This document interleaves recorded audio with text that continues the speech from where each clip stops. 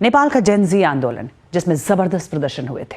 अब बीबीसी आई की इन्वेस्टिगेशन में सामने आया है कि नेपाल के एक टॉप पुलिस ऑफिसर ने जेनजी प्रदर्शन के दौरान फायरिंग का आदेश दिया था। नेपाल में पिछले साल 8 सितंबर को 19 लोगों की गोली लगने से मौत हुई थी। इनमें 17 साल के स्कूल के स्टूडेंट श्रीयम चौलगाई भी थे। देखिए सुबीना श्रेष्ठ की रिपोर्ट।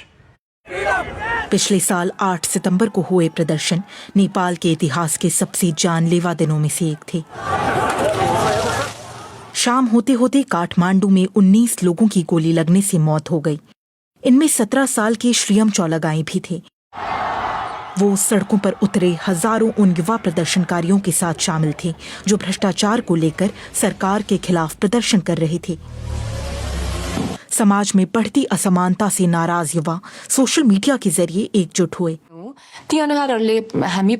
हमारी पीढ़ी उन नेताओं के व्यवहार से बेहद निराश थी जो हमेशा से सत्ता में रहे हैं। सोशल मीडिया पर ट्रेंड शुरू हुए। इससे नेताओं और उनके परिवार की पोल खुलने लगी।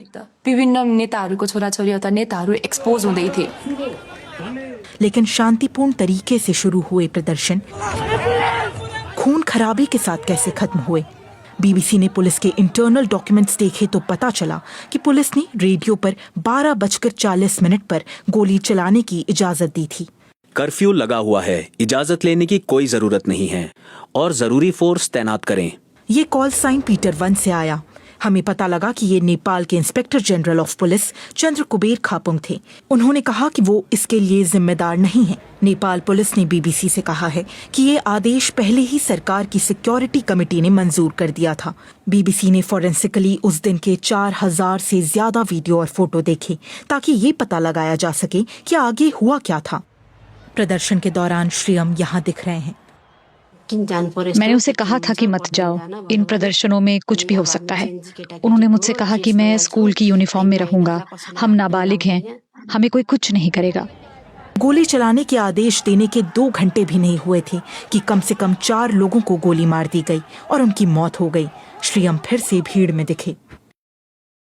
श्रीयम के आगे प्रदर्शनकारियों का वो ग्रुप था जिसने पुलिस पर पत्थर फेंके थे। श्रीयम बिना हथियार के थे और वो हिंसा वाली जगह से दूर हट गए। ये उनके कुछ आखिरी कदम हैं।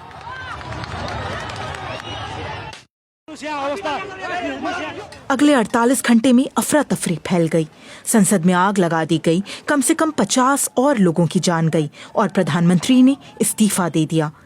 हिंसा की जांच करने वाली सरकारी कमेटी ने अभी तक अपनी रिपोर्ट पेश नहीं की है। नेपाल में नए नेतृत्व के लिए 5 मार्च को चुनाव होने हैं, लेकिन इन मौतों के लिए किसी को जिम्मेदार नहीं ठहराया गया है। मुझे ख्याल आता है कि वो स्कूल यूनिफॉर्म में है, वो अपना बैग झुलाते हुए वापस आएगा। मैं प्रार्थना करती हूँ कि वो वापस आए।